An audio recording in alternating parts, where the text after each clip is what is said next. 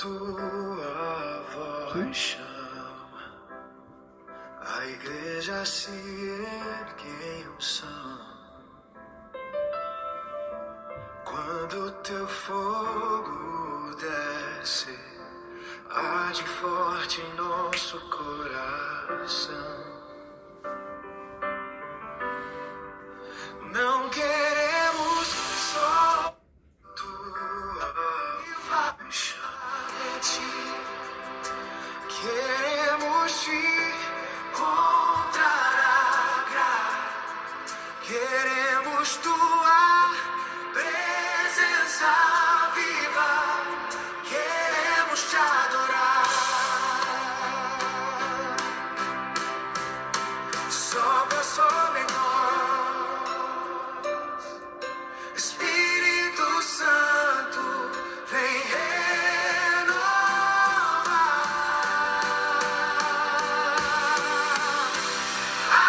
Aviva, aviva, faz o fogo arder. Boa noite, Pamela. Boa noite, pastora. Boa noite. Aviva, queremos ouvir tua voz.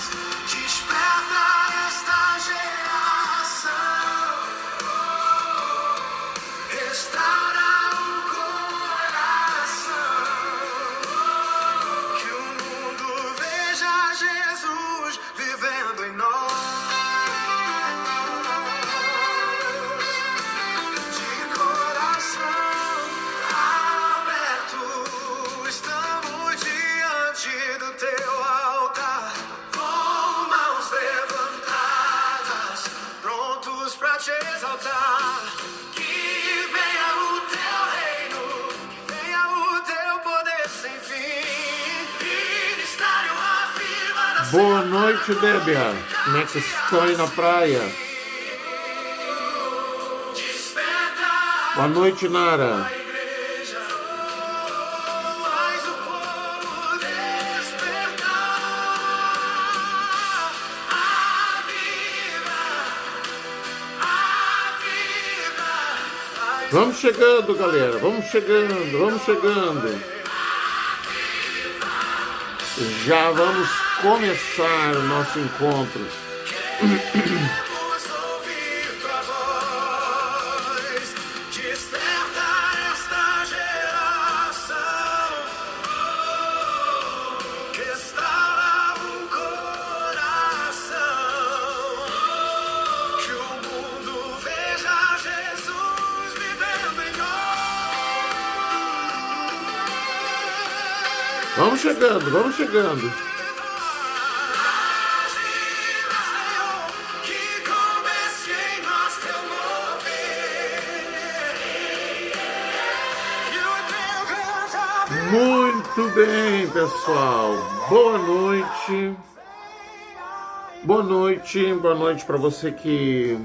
Pessoal daqui de São Gabriel aí agora, pouquinhos instantes aí, levantou uma ventania e um temporal, sem alerta, sem aviso. Boa noite, Charlene. E até agora, pouquinhos instantes aí, a ventania estava sacudindo tudo aqui. Tivemos que correr, conferir se as janelas estavam trancadas. Em alguns lugares da cidade, me parece que estão sem luz. Foi muito rápido também. Foi rápido, já passou, né? Já passou. Já passou, acho que foi uns 10 minutos, talvez 15. Mas graças a Deus, mais uma vez, o Senhor guardou a nossa cidade, São Gabriel. E mais uma vez está tudo bem, né? Então, espero que todos vocês aqui de São Gabriel, dessa região, eu vi que o pessoal que estava lá na entrada da cidade, no trevo, agora há pouco na Up TV, tem uma forte ventania, chegar a levantar ondas ali na beira, na estrada, assim, da chuva caindo e o vento, né? Mas amém. Estamos aí hoje chegando no episódio número 37 do Papo do Reino, o nosso encontro informal para nós tratarmos sobre o reino de Deus, para nós falarmos sobre o reino de Deus, para nós conversarmos sobre o reino de Deus. E não é uma pregação, não é um culto, não é uma mensagem, não é um estudo, é uma conversa sobre os temas mais diversos sobre o reino de Deus, para que você possa entender, compreender o que é o reino de Deus, o que Jesus quer dizer quando ele fala do seu reino, o que Jesus quer dizer quando ele menciona o reino de Deus. Ele não está falando de uma instituição, ele não está falando de uma religião, ele realmente está falando do reino de Deus. Vocês me ouvem bem aí? Nem sei como é que está o meu volume aqui. Estão me ouvindo bem aí? Deixa eu já, não tinha eliminado aqui não tinha eliminado as notificações, daqui a pouco alguém me liga, já vai atrapalhar. Me ouvem bem? Todos me ouvem bem? Tá passando bom áudio aí, pastora? Tá. A pastora tá ali, fora das câmeras, escondida ali. Muito bem, gente, nós vamos iniciar. Obrigado, Pamela, a pastora também já me respondeu que sim. Obrigado, Charlene. Nós vamos iniciar hoje uma série de parábolas que Jesus comenta sobre a sua volta. Jesus apresenta algumas parábolas onde nós vamos ver Mateus capítulo 24, do verso 32 ao 44. Mateus 24, verso 32 ao 44.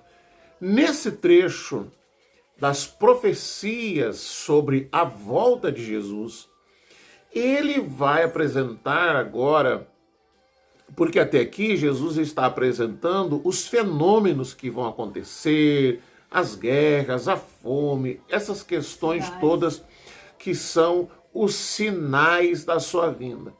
Ele agora vai começar a falar sobre outros sinais que tem a ver mais com como é a conduta deste povo que vai praticar, que vai presenciar a sua volta, como é a vida, como será a vida dessas pessoas e que sinais vamos ter, não referente a catástrofes, a palavra está certa? Catástrofe?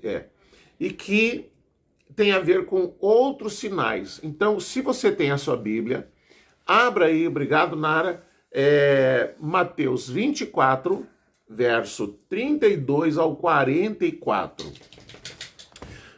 Eu vou ler aqui, eu já tenho o texto anotado, até não peguei minha Bíblia hoje, vou pedir para minha ajudante ali para assuntos. Pega ele na mochila ali atrás, ali, faz favor. Pega aquela Bíblia que está na mochila, que é na versão atualizada. Então, se você tem a sua Bíblia, abra aí, Mateus 24, verso 32 ao 44. Com certeza, nós não vamos, não vai dar tempo de ver tudo, a gente vai ver calmamente, vai mergulhar assim, com calma, sem pressa, porque afinal de contas, nós vamos usar esse tempo de 1 hora, e 1 hora com certeza não vai ser suficiente. Então tá aqui, a pastora já me alcançou a Bíblia. Hoje eu vou usar essa aqui, a Bíblia de Estudo Plenitude, uma Bíblia excelente. Se você quiser adquirir uma Bíblia, né? Bíblia é bom você ter pelo menos uma. Se você puder adquirir outras Bíblias, outras versões. Agora o cachorro resolveu vir tossir aqui na sala. Barbaridade. Vamos lá então, gente. Mateus 24. Gente, a gente mora num sítio, né? A cachorrada ficou apavorada, veio aqui pra dentro e tem um deles que tá com essa tosse persistente aí, Eu vou ler aqui pra você, gente, Mateus 24, do 32 ao 44, tá? Vou ler devagarinho, se você tiver a Bíblia, acompanhe aí.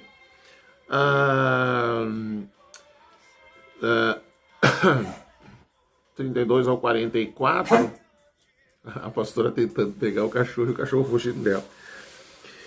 Aprendei, pois, a parábola da figueira. Nós vamos começar falando dessa parábola da figueira, tá? Quando já os seus ramos se renovam e as folhas brotam, eis que está próximo o verão. Assim também vós, quando virdes todas essas coisas, sabei que está próximo, às portas. Em verdade vos digo, verso 34, que não passará esta geração sem que tudo isso aconteça. Passará o céu e a terra, porém as minhas palavras não passarão. Mas a respeito daquele dia e hora, ninguém sabe, nem os anjos dos céus, nem o Filho, senão o Pai. Pois assim como foi nos dias de Noé, também será a vinda do Filho do Homem. Verso 38, Mateus 24, 38. Portanto, assim como nos dias anteriores ao dilúvio, comiam e bebiam, casavam e davam-se em casamento, até o dia em que Noé entrou na arca, e não o perceberam, senão quando veio o dilúvio e os levou a todos. Assim será também a vinda do Filho do Homem. Então 2 estarão no campo, um será tomado e deixado o outro. 2 estarão trabalhando no moinho, uma será tomada e deixada a outra. Portanto, vigiai, porque não sabeis em que dia vem o Senhor. Mas considerai isto: se o pai de família soubesse a que hora viria o ladrão, vigiaria e não deixaria que fosse arrombada a sua casa. Por isso ficai também vós apercebidos, porque a hora em que não cuidais, o Filho do Homem virá. Então, nós vamos começar aqui, e depois vamos avançando no capítulo 25. Nós vamos começar falando do principal acontecimento da história da humanidade após a ressurreição de Jesus, após o advento dele ser levado aos céus. O principal evento será a volta de Jesus. Eu sei que é um tema que muitas pessoas não abordam, não falam, não comentam, porque hoje as pessoas querem ouvir outras mensagens, eles querem ouvir outros textos, eles querem ouvir falar de vitória, de conquista, de sucesso e tal.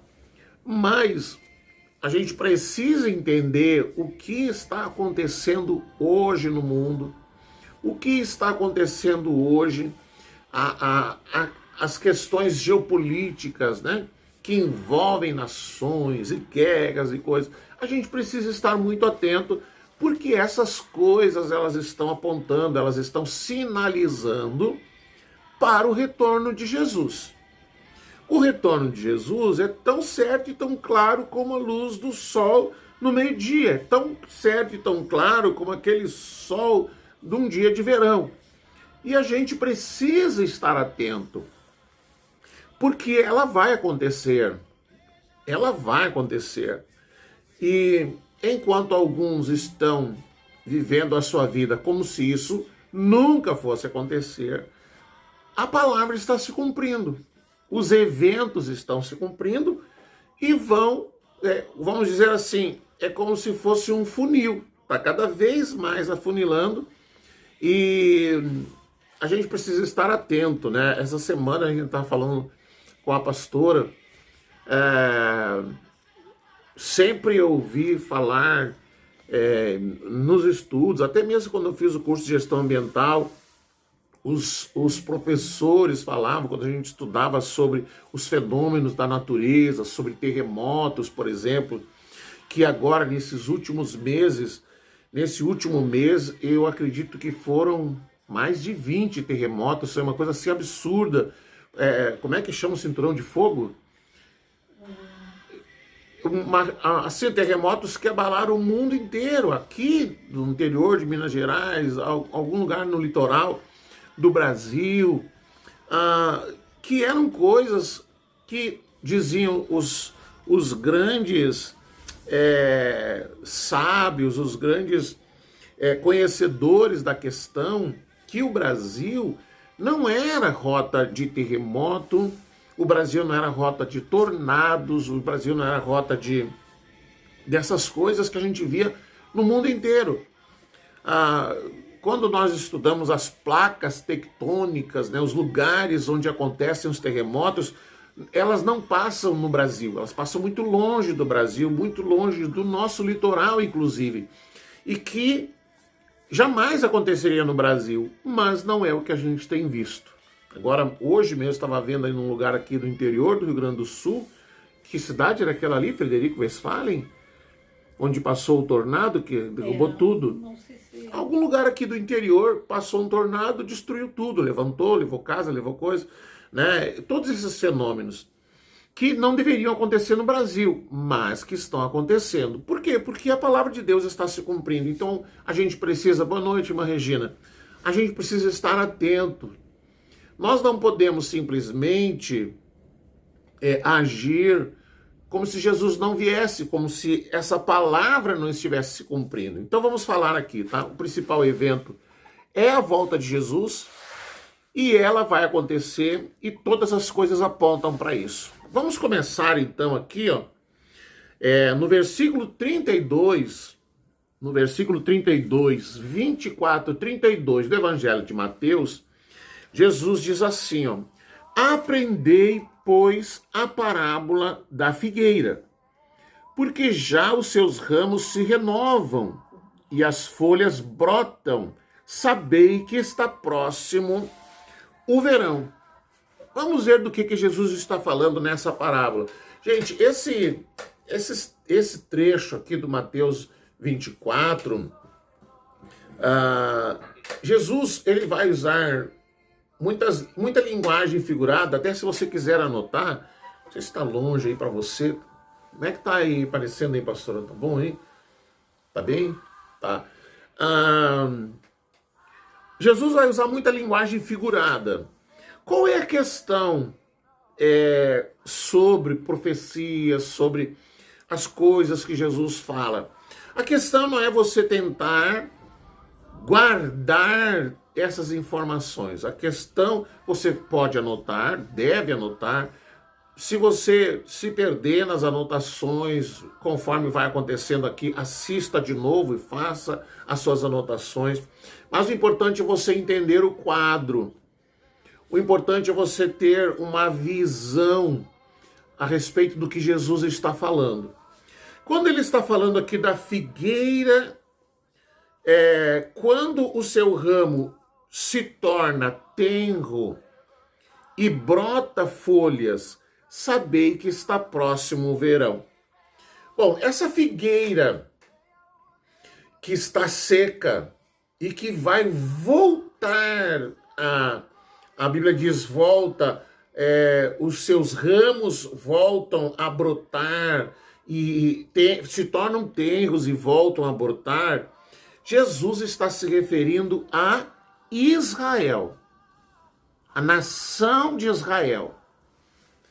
Israel, onde é que Jesus, nós vemos que Jesus ele amaldiçoou uma figueira.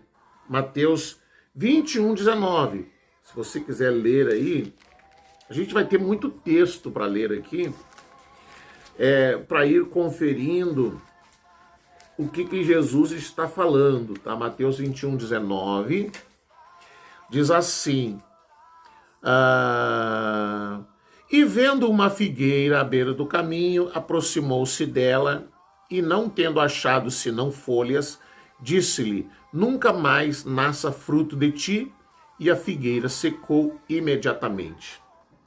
Sabe, a gente aprende muito com a forma que Deus, ele age. Obrigado, irmã Pamela. A gente vê, por exemplo, por que que Deus,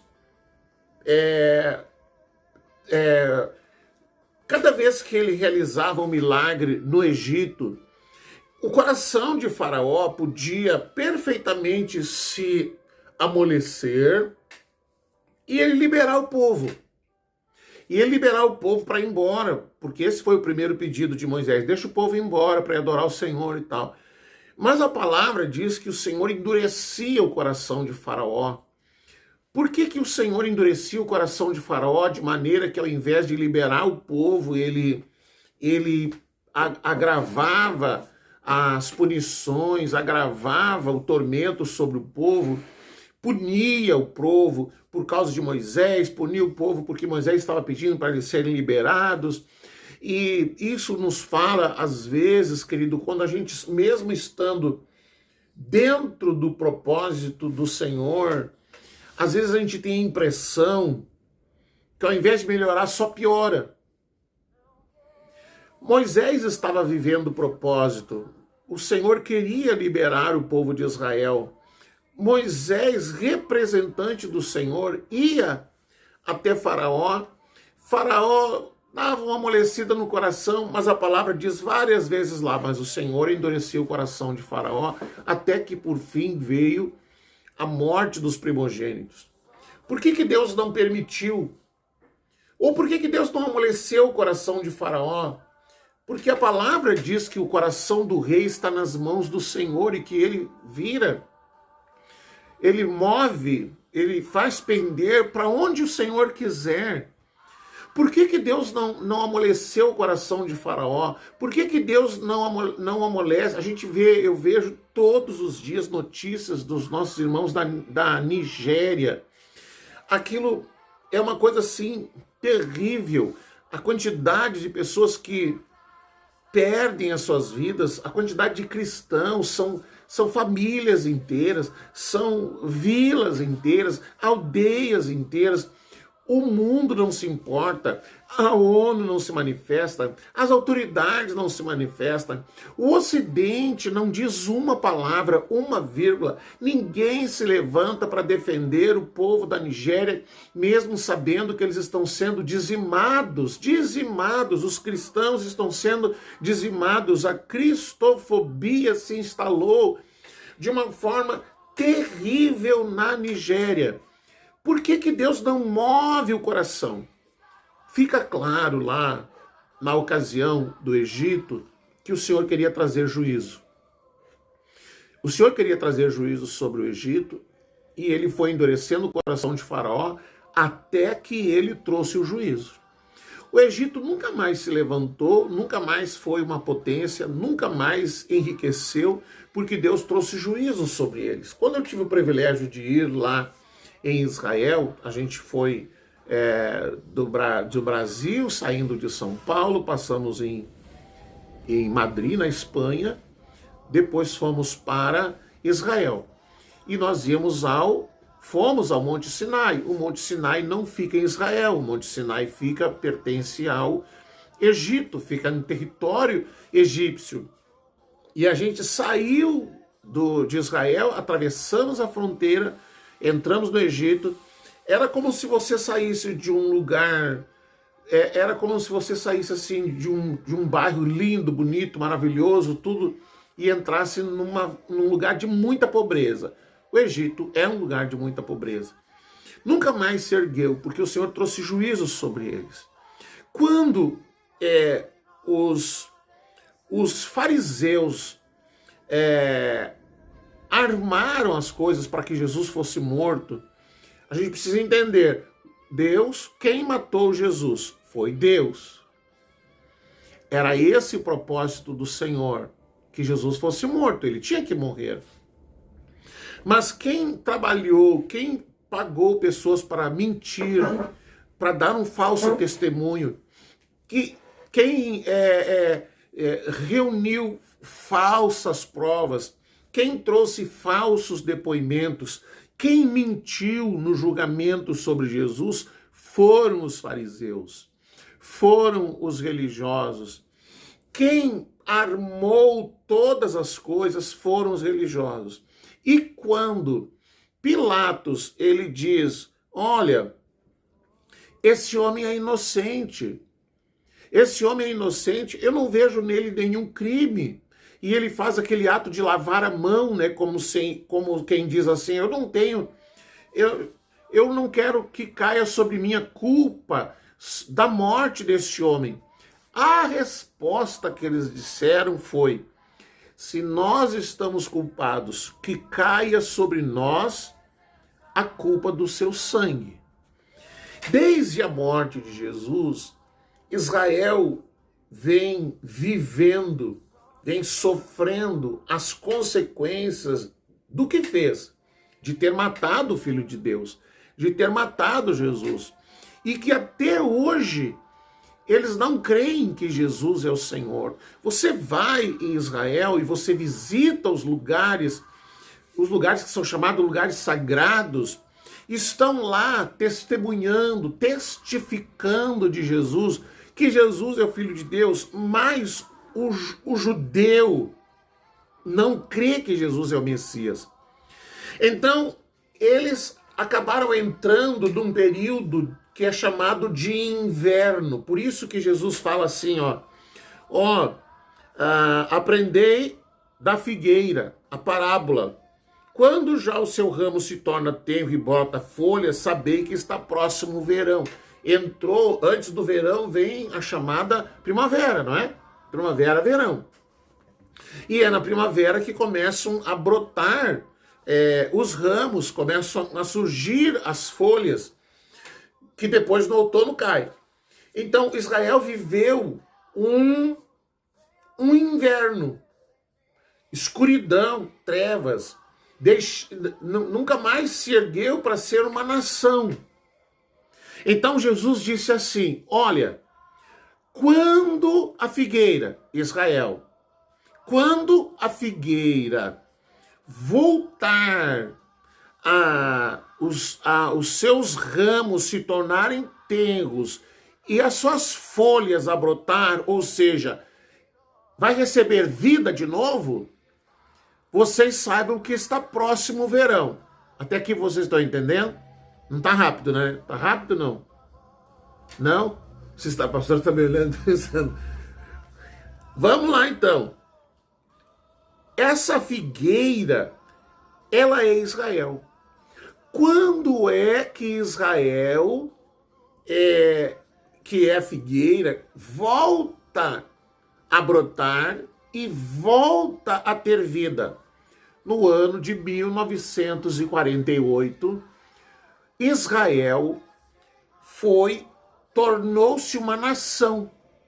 Israel tornou-se uma nação. Inclusive, houve o voto de um brasileiro, se eu não me engano, Oswaldo Aranha, que deu o voto de Minerva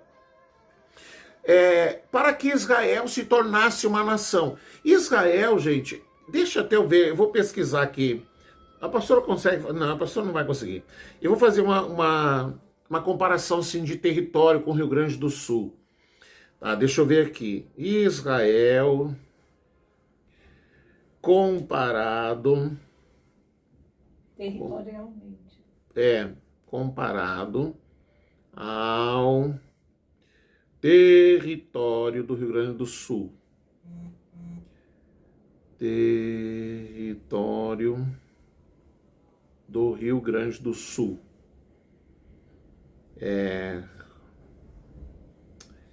Tamanho. Vamos ver. Vou ver se eu consigo encontrar aqui. Se eu não me engano, ele é... o Rio Grande do Sul é muito maior que Israel. Muito maior do que Israel. O território de Israel tem cerca de 200... O estado do Rio Grande do Sul tem 281.330 quilômetros. Israel possui cerca de 22 mil quilômetros. Isso significa que o Rio Grande do Sul é aproximadamente 12 vezes maior que Israel. O país. O país de Israel é 12 vezes menor do que o território do Rio Grande do Sul. É pequenininho. A gente vê, por exemplo, irmãos, teve há pouco tempo aí essa guerra, que não terminou, né, do Irã contra Israel. O Irã é 50 e poucas vezes maior do que Israel. 50 e poucas vezes maior do que Israel. E eles não conseguem destruir Israel. Não conseguem. Israel ele é cercado ali por várias nações. Veja, é importante a gente estar atento às questões geopolíticas do momento. Israel ele é cercado por nações. Se você pega um mapa mundi e você procura por Israel, Israel é um pontinho, é um pingo, é uma coisa minúscula, perto de todas as nações que combatem contra Israel. E eles não tinham o seu lugar próprio, eles não tinham um lugar para dizer assim, esse é o meu país. E em 1948, Israel se tornou nação, com o voto do brasileiro Oswaldo Aranha. E quando eu tive lá, quando eles sabiam que os turistas, aquelas pessoas que vinham, era do Brasil, eles tratavam a gente assim, com muito carinho, eles tinham assim um prazer e um respeito muito grande em receber os brasileiros, porque eles têm assim uma gratidão muito grande para com o Brasil. Não sei como está agora, né? Porque desde a época do governo Dilma ficou meio abalada a questão com Israel, vive entrando em conflito o governo do Brasil com o governo de Israel. Mas naquela época, em 2012, ainda estava tudo bem e eles tinham assim uma gratidão muito grande para com o Brasil. Essa primavera que Jesus fala, ó, começou a brotar os ramos, ou seja, Israel voltou à vida. Israel voltou à vida em 1948, quando se tornou nação. E Israel ter se tornado uma nação é um sinal da volta de Jesus. Israel ter se tornado uma nação é um sinal da volta de Jesus para quem? Para nós, igreja. Para nós, cristãos. Israel ter se tornado uma nação. Eles começaram a vir de todos os lugares do mundo por onde eles estavam espalhados. Agora, recentemente, eles trouxeram de um país da África uma tribo que havia sido espalhada no que eles chamam da diáspora, né? Que eles foram espalhados, foram perseguidos pelo mundo, e havia uma tribo esquecida numa região da África, e eles enviaram aviões para trazer as famílias inteiras. A tribo inteira que estava abandonada, esquecida, num lugar da África, eles trouxeram de volta, porque existe a profecia que Deus disse que ele iria trazer, juntá-los de todos os lugares do mundo. Isso é um sinal da volta de Jesus. Mas é um sinal para quem? Para nós, igreja. Para nós, igreja. Então, tornar-se tenra a figueira significa que a vida voltou. E brotar folhas significa uma atividade de vida, uma atividade exterior. O inverno que eles passaram, que eles viveram e que provocou uma seca terrível, está se referindo a esse tempo, onde eles não eram nação, onde eles estavam abandonados, onde eles estavam esquecidos. Em Lucas 21:30, vocês entenderam até aqui? Gente, por isso que eu disse que vai demorar muito, porque nós recém estamos no primeiro versículo e já passou mais de meia hora. Lucas 21:30. 30 e 31. Lucas 21, 30 e 31. Posso ler? Vamos ler aqui na Bíblia. A Bíblia. Bíblia Plenitude. A senhora quer ler para nós aí, pastora? 21. 30 e 31, pode ler assim, bem alto. Quando vedes que as suas folhas começam a brotar, sabeis por vós mesmos que o verão está próximo. Assim também, quando virdes estas coisas acontecerem, sabei que o reino de Deus está perto. Sabeis que o reino de Deus está perto. Bom, nós já vimos que... obrigado, Pamela. Nós já vimos que essa primavera que faz brotar e dar folhas significa que a figueira é Israel e que Israel se tornou uma nação e que isso é um sinal para a igreja da volta do Senhor. Ele diz, e sabeis que está perto o verão. E que quando chega o verão, o reino de Deus chega também. Quando chegar o verão, o reino de Deus chega também. Nesse calendário de Deus, nessa cronologia de Deus, Israel está vivendo essa primavera desde 1948, quando eles se tornaram nação. E ele diz, quando ela começar a brotar, quando começar a gerar vida, quando a figueira tornar a ter vida, sabei que está próximo o verão. O verão que vai chegar, sabe o que é? É a vinda de Jesus. O verão é a chegada de Jesus, porque o verão marca também a chegada do reino dos céus. O verão marca também esse tempo.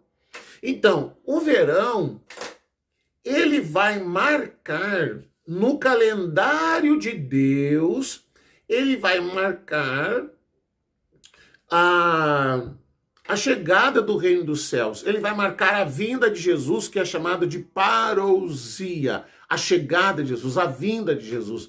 Ela vai se cumprir nesse verão, no verão que vai chegar após a primavera. Nós estamos vivendo a primavera, Israel está vivendo a primavera, Jesus está dizendo, vocês fiquem atentos. Jesus está falando para quem? Jesus está falando para nós, para a igreja. Vocês fiquem atentos, porque quando a figueira brotar, quando ela começar a dar frutos, porque agora ela vai secar, ela está seca, ela vai sofrer uma maldição, ela está seca, os seus galhos estarão secos, Israel deixa de existir. Boa noite, Gervásia. Deus abençoe, irmã. Israel deixa de existir como nação, a perseguição, a diáspora, boa noite, Ana Souza, paz, ele deixa de existir, o povo de Israel é espalhado pelo mundo por causa da perseguição, eles vão pelo mundo inteiro, essa perseguição também fez parte do calendário de Deus, porque Jesus disse assim, vocês fiquem em Jerusalém, até que do alto sejais revestidos de poder. Eles ficaram em Jerusalém, eles foram revestidos de poder, houve a explosão do nascimento da igreja, mas depois, Jesus ele diz, vocês fiquem aqui, sejam cheios do Espírito Santo e vocês vão ir por todo mundo e pregar o evangelho. Jesus deu uma ordem para a igreja ir. Então houve o derramar do Espírito, houve o nascimento da igreja, a igreja surgiu, a igreja nasceu e a igreja, ela foi se tornando muito conhecida, só que a igreja não saiu, ela ficou. O que Deus fez para que ela saísse? A perseguição veio. Sabe quando a águia tem os seus filhotes, estão todos no ninho, e é coisa bem boa, eles estão ali no ninho, eles já têm as suas penas, eles já estão aptos para voar, mas é melhor estar no ninho, onde a mãe vem e traz o alimento, onde tudo é fácil, onde tudo é agradável, onde não há esforço. Boa noite, Manice. Onde não há necessidade de esforço. Então, quando a águia vê que os filhotes estão aptos a viver a sua vida, a assumirem a sua identidade de águia, o que a mãe águia faz? Ela paira sobre o ninho e ela começa a bater as suas asas sobre o ninho. E o vento provocado pelo bater das asas da águia faz com que as penas, as penugens, porque ela, para fazer o ninho é feito de espinhos, e ela arranca as penas, as penugens do seu peito, do seu corpo, para colocar no ninho. Então ela começa a bater as suas asas e esses penugens, tudo isso vai saindo, tudo aquilo que deixa o ninho agradável, ele vai voando, vai se espalhando até que ficam espinhos e o ambiente se torna um ambiente insalubre. Nenhum filhote vai querer ficar ali caminhando sobre os espinhos, e eles se obrigam a chegar na beira do abismo, porque ela faz os ninhos nos lugares mais altos, e se lançar ao desconhecido. E naquele primeiro voo, eles descobrem que podem voar. Mas o que Deus fez com a igreja? Ele fez a mesma coisa. Vocês estão muito bem aí, vocês estão em Jerusalém, mas eu disse que vocês têm que sair, eu disse que vocês têm que ir. Então veio a perseguição. Por que Deus envia Jesus? Por que a igreja nasce na época do domínio romano, que durou 600 anos, quase 700? Porque Roma, quando ele conquistava uma nação, quando ele conquistava um povo e conquistou quase todo mundo da época, a primeira coisa que Roma fazia, eles construíam estradas, eles faziam estradas pavimentadas para facilitar a locomoção dos exércitos, o envio de mensagens. Então, quando Jesus vem no meio desse governo romano, com estradas prontas, pavimentadas, e veio a perseguição e a igreja se espalhou pelo mundo, Roma havia criado uma estrutura que facilitou o evangelho se espalhar pelo mundo. Roma criou uma estrutura que proporcionou que os irmãos se espalhassem pelo mundo e que o evangelho ganhasse o mundo inteiro. Ganhasse o mundo inteiro. Então, vamos lá. Jesus, então, ele diz, quando Israel voltar a ser nação e a figueira voltar a brotar, saibam, está chegando o verão. Saibam, está chegando a vinda de Jesus. Verso 33. Vamos lá. Então, o verão é a chegada é a vinda de Cristo, tá? Jesus diz, está chegando o verão. O verão que está citado aqui em Mateus. Vamos voltar lá. Eu estou muito rápido aí para vocês, gente. Vocês estão conseguindo entender? Eu me empolgo aqui.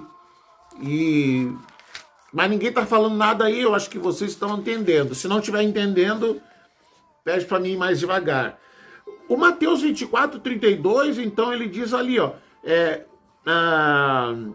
aprendei, pois, a parábola da figueira, quando já os seus ramos se renovam e as folhas brotam, sabei que está próximo o verão. Então, as folhas brotam, Israel se tornou uma nação, voltou a ter vida. Depois da primavera vem o verão, e o verão é a volta de Jesus. Verso 33. Posso seguir aqui? Posso seguir? Vocês estão entendendo? Você está entendendo, pastora? Tá difícil ou não? Você está boiando na hora que eu estava falando aí, você queria saber onde é que ia dar um nó, né? Foi muito longe, só tô... O pastor foi longe e se perdeu, vocês pensaram. Eu sei que tu não se perde. Então, compreenderam aqui, gente? Israel se espalhou e tal, aconteceu a chamada diáspora, eles retornaram a ser nação e até hoje eles estão resgatando o povo de Israel espalhado pelo mundo. E eles recolhem do mundo inteiro, as pessoas podem ir para lá sem nada. Eles são acolhidos no seu retorno, o governo dá toda a estrutura para que eles voltem a se estabelecer no território de Israel. Conheci os kibbutz, essas coisas todas, que é uma coisa muito interessante, no meio do deserto, verdadeiras fazendas de plantações no meio do deserto, um sistema de irrigação moderníssimo, que faz com que no deserto haja plantações, como diz a palavra, que ele faria florescer no deserto. Isso está se cumprindo há muito tempo, tudo isso está apontando para a volta de Jesus. Mas no verso 33, ele diz lá, Assim também vós, quando virdes todas essas coisas, sabei que está próximo, está às portas. Está às portas. Quando Jesus vem, está às portas. Preste atenção. Veja, meu querido. Sabe que eu não sei se vai entrar hoje nisso. Eu não sei se vai entrar hoje, eu acho que não sei em qual é parte aqui, mas eu vou adiantar alguma coisa que tá aqui. Olha só. Jesus então está dizendo, isso tudo, vocês saibam, está às portas. Desde que Israel se tornou nação, a coisa foi afunilando para a vinda de Jesus. Então ele diz assim, quando vocês virem todas essas coisas, quando virem o quê? Israel virou nação, as tribos estão voltando. Isso é um alerta para nós, igreja. E sabe o que é um alerta para Israel? Atos, capítulo 1. Deixa eu deixar marcado aqui. Atos, capítulo 1, verso 6. Quando Jesus estava falando sobre reino, sobre algumas coisas, os discípulos fizeram uma pergunta, verso 6. Atos. Então os que estavam reunidos lhe perguntaram, Senhor, será este o tempo em que restaurares o reino de Israel? O reino a Israel? Veja bem, a plenitude da restauração de Israel, ela vai se completar, ou seja, tudo que precisa ser completado vai se concluir no governo de Jesus, no chamado Reino dos Céus, que compreende o tempo do milênio. Amém? Você está entendendo? A plenitude, ou seja, eles se tornaram nações, mas até hoje ainda estão decidindo sobre se vai ter uma área maior, se vai ter não sei o quê. Eles estão ainda... questões políticas estão sendo tratadas.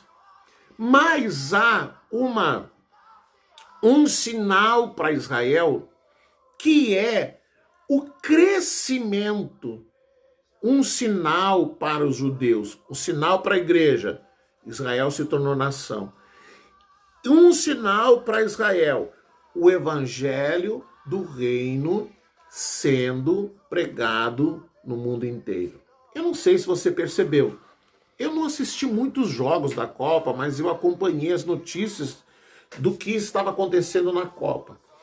Eu não sei se você percebeu a quantidade de notícias que se espalhou sobre jogadores que se levantaram e professaram a sua fé em Jesus, a ponto de jogadores que seguem ao Islã ficarem impressionados em como os jogadores de várias nações se levantaram para proferir a sua fé. Mas não era qualquer fé. Parecia assim algo combinado, não era.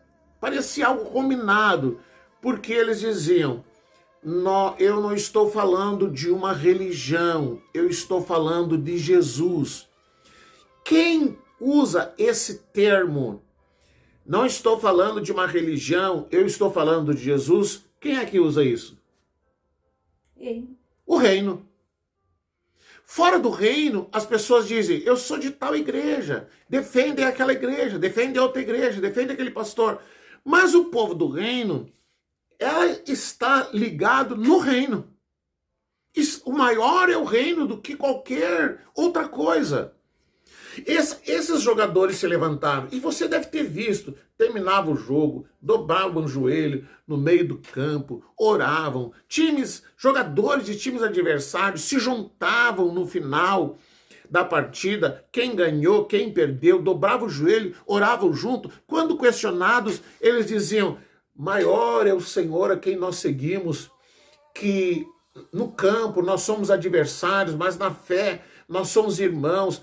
Isso foi notícia onde? No mundo inteiro. O mundo inteiro viu isso.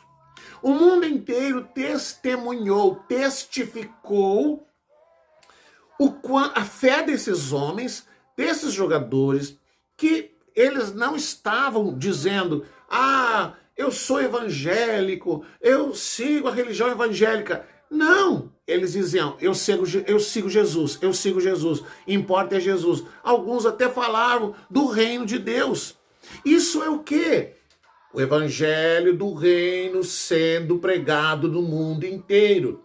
O evangelho do reino sendo pregado no mundo inteiro não quer dizer que em toda esquina alguém vai estar pregando o reino de Deus. Quer dizer que em todo mundo as pessoas vão ouvir falar sobre o reino de Deus. Hoje, com a internet, isso é a coisa mais fácil de acontecer. Como a gente viu na Copa, onde eles se levantaram e declararam a sua fé em Jesus. A gente viu jogadores testificando, um deles, que eu sempre me esqueço o nome, não sei o que, Doku, dizendo: eu enriqueci, eu ganhei dinheiro, eu comprei terras, eu comprei casa, eu comprei carros, tudo que o dinheiro pode comprar. Eu creio em Jesus desde a minha infância, mas um dia Jesus veio para mim, ele dá esse depoimento. Um dia Jesus veio para mim e me perguntou: eu te dei fama, eu te dei dinheiro, eu te dei fortuna, e você construiu o império, e o que você fez para mim? E ele caiu em si. E ele diz: eu não quero, olha só o que esse homem diz: eu não quero, o dia que eu me apresentar diante de Jesus, eu não quero ouvir ele dizer para mim: eu não te conheço. Quem é que fala sobre isso? O reino de Deus. O reino de Deus. Então, o crescimento... O próprio técnico da Espanha, o próprio técnico da Espanha diz que é católico, né? Mas e que ora Deus, todo dia. Ele diz assim que não todo dia fala com Deus para agradecer e não para pedir resultados. Né? Imagina. Vocês estão entendendo isso? O surgimento da nação de Israel é um testemunho para nós, igreja. O crescimento do evangelho do reino é um sinal para os judeus. Um sinal do quê? O verão está chegando. O que é o verão? A volta de Jesus. Entenderam até aqui? Eu vou parar por aqui, tá? Eu vou parar por aqui, já falta 5 minutos. Vocês entenderam até aqui? Entenderam? Amém? Querem que eu reprise alguma coisa? Vocês compreenderam até aqui? Ficou fácil de entender no final, pastora? No meio estava difícil, mas no fim deu para entender. Vai indo devagar, né? Vamos ver. O pessoal não pode esquecer semana que vem. Né? Não dá para dispersar, entendeu? Eu estava construindo um pensamento para que você entendesse o que Deus fez para que Israel voltasse a ser nação. Amém? Inclusive, pastor, quando os discípulos perguntam ali, quando vai restaurar a totalidade do reino, eles Boa noite, Juliane. Eles se referem, na realidade, ao físico. Porque a terra de Israel, que Deus deu, por exemplo, hoje está o país de Israel, né? Sim. É bem pequeno em relação a toda a terra que Deus deu para eles. Exatamente. Né? Então tem toda isso aí, né? Ele vai entregar isso para eles, né? Vai entregar. No milênio. Por quê? Porque a ideia dos apóstolos era o seguinte: eles acreditavam, por exemplo, que o poder e a glória de Israel tinha a ver com o templo. E Jesus diz, eu vou destruir esse templo. Jesus disse, eu vou destruir esse templo, não vai ficar pedra sobre pedra, e até hoje não foi reerguido. Mas ele diz assim, ó, não vai ficar pedra sobre pedra, mas no terceiro dia ele levanta. Quando Jesus fala do terceiro dia, levanta, ele não está se referindo ao templo de Israel, ele está referindo a si mesmo, se referindo a si mesmo. Quando o profeta no Antigo Testamento diz que a glória da segunda casa será maior do que a primeira, ele não está falando de um templo físico, que muitas vezes a gente vê as igrejas, faz uma reforma e tal, daí usa esse texto, a glória da segunda casa ser maior que a primeira. Jesus não está falando de um templo construído, erguido por homens. Jesus está falando dele mesmo, que morreria e no terceiro dia ressuscitaria. E a glória dele, filho de Deus, seria maior do que qualquer templo. Então eles esperavam que a glória de Israel fosse restaurada através do templo. Eles esperavam que Jesus restaurasse a glória de Israel como nação, como foi nos tempos de Davi. A paixão que Israel tem por Davi é tão tremenda porque Davi foi o único rei que conseguiu juntar as 12 tribos. A estrela de Davi, que é conhecida, está na bandeira de Israel. O túmulo de Davi é reverenciado em Israel. O túmulo que seria de Absalão, nós passamos em frente ao túmulo de Absalão, que é filho de Davi, que tentou matar o pai, que tentou tomar o poder do pai e que foi perseguido e morto pelos soldados de Davi. O túmulo de Absalão, uma torre que lá diz que é o túmulo onde ele foi sepultado, até hoje as pessoas passam por ali e jogam pedras no túmulo de Absalão. As paredes externas do túmulo de Absalão é toda cravejada de pedras, como se fosse tiros de metralhadora, e o governo de tempos em tempos tem que ir lá e recolher essas pedras, porque senão elas encobrem o túmulo.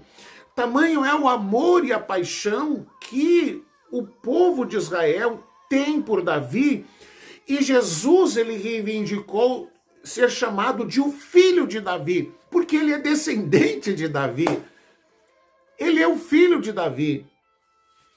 Então, eles pensavam, haverá um governo como o de Davi, que vai ser grande de novo.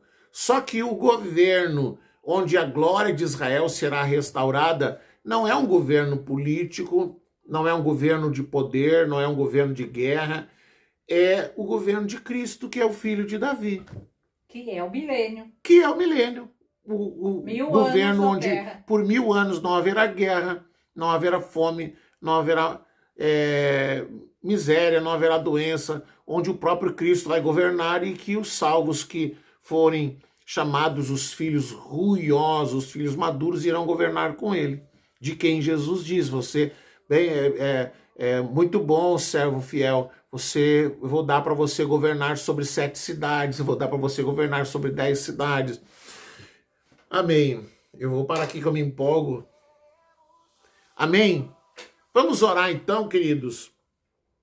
Agora, por favor, semana que vem não perca,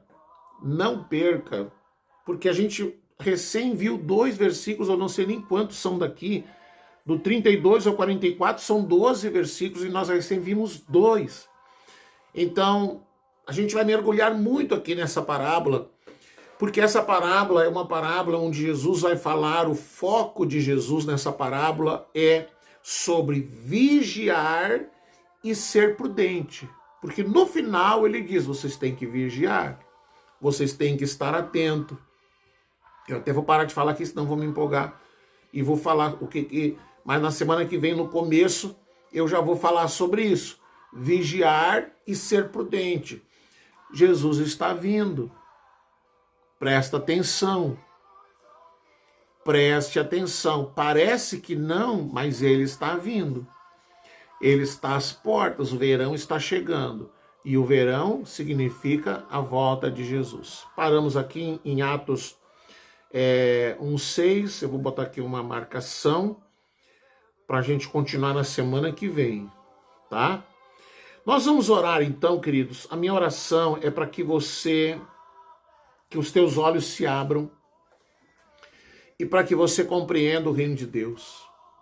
O reino de Deus não tem a ver com uma religião, com um movimento religioso, com movimento denominacional, com um movimento de instituições. O reino de Deus é muito maior do que isso. O reino de Deus não é partidário. O reino de Deus não tem nada a ver com essa mutilação do corpo que as denominações promovem. Eu sou daqui, tu é dali, não pode misturar. Essas coisas. Nós vamos orar para que você entenda, que você compreenda, que o Senhor abra os teus olhos e você entenda que Jesus ele veio para estabelecer, para manifestar o reino de Deus.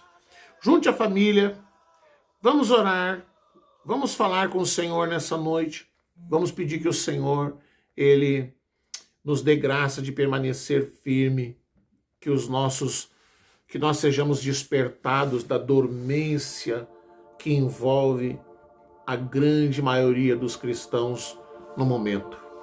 Pai, que bom que nós podemos nos encontrar nessa noite para nos alimentar de Cristo, o pão da vida, aquele que veio e que abriu a porta de entrada para que nós pudéssemos nos tornar cidadãos do reino. Tu mesmo disseste, eu sou a porta. Tu mesmo disseste, Jesus, eu sou o caminho, eu sou a verdade, eu sou a vida. Senhor, que bom seria se os nossos corações se abrissem para entender o teu reino. Que bom seria, Senhor, se os nossos ouvidos se abrissem para compreender o teu reino. Que bom seria, Senhor, se as escamas caíssem de nossos olhos e nós pudéssemos, como Saulo na estrada de Damasco, na cidade de Damasco, quando recebeu a oração de Ananias e as escamas caíram dos seus olhos, ele pôde ver e ele pôde entender aquilo que a vida inteira, mergulhado na religião, ele não entendeu.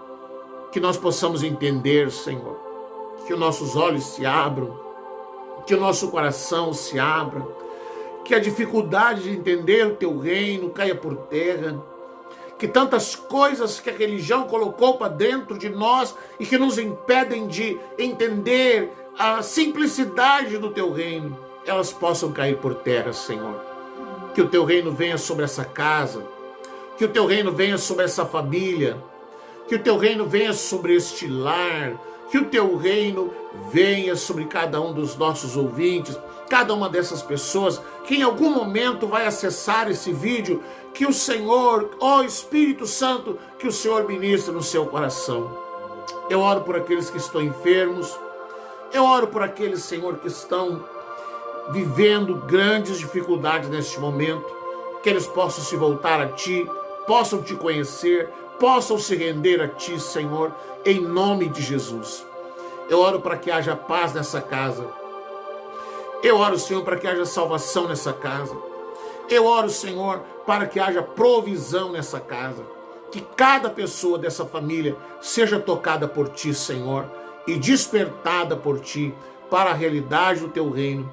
Em nome de Jesus, em nome de Deus o Pai, o Filho e o Espírito Santo. Amém e amém, Jesus. Amém? Muito bem, queridos. Irmão Bernardino, Deus abençoe, irmão Bernardino. Boa noite, pastor, que Deus lhe abençoe. Queridos, nós vamos encerrando, já passou o nosso horário. A pastora quer dar um abraço para alguém. Boa noite, Débora, amém? Boa noite, Débora, e todos os nossos ouvintes. Que Deus os abençoe e nos dê um final restante de semana, né? Já tá quase no restante do mês. Já. Foi o mês que voou, tá chegando, né? O dia do aniversário da dona Márcia. E que possamos desfrutar das bênçãos de Deus. Amém, queridos. Que o Senhor te abençoe. Se você ficou meio perdido na explicação, ouça de novo todo episódio. E aí você vai perceber que eu estava amarrando as pontas assim para você conseguir compreender o grande mistério dos segredos do Senhor. Que o Senhor volte o seu rosto sobre ti, que o Senhor tenha misericórdia de ti e te dê a paz. Boa noite, um abração para você. Até domingo, no nosso culto, que é transmitido ao vivo por esse mesmo perfil, a partir das 19 horas. Fique na paz em nome de Jesus. Amanhã à noite temos o discipulado online, né, que é feito via Google Meet. Se você não participa, quiser participar, fala com a gente que a gente coloca lá no grupo e você também poderá participar. Nós estamos estudando sobre os dons do Espírito Santo, os dons ministeriais, os dons de poder, enfim. É só avisar que a gente coloca você lá e você participa com a gente a partir das 7h30 da noite, sem falta, horário em ponto. Amém. A Débia disse que era o bolo. Ó, tu tá muito longe. Também quero, Débia, mas tá sem muito... cobertura. Mas o aniversariante não sou eu, não posso exigir, né? Tu tá muito longe, Débia. É, Débia. Lá em Balneário. Terça-feira a pastora vai ficar mais velhinha. Eita, como é que tá o coração, pastorão? Normal. Já é uma idosa, já sumiu. Já sumiu, já. Ai, Já sumiu, já. Ela ficou quieta, não respondeu, gente. Eu acho que tá difícil uma resposta. Então tá, gente. A gente se encontra amanhã no Estudo Online, no domingo na transmissão ao vivo. Se Deus quiser, no sábado a gente se encontra ali na Escola Kaique, no projeto Moleque Boa Conduta. Estamos aí já com muitos presentes para entregar para as crianças. Já marcamos a data para entregar. E a gente vai transmitir aqui no culto de domingo, do dia 1º de agosto, a entrega dos presentes para as crianças do projeto. Um abração, Deus te abençoe, fique na paz e qualquer coisa, entre em contato com a gente em nome de Jesus. Glória a Deus.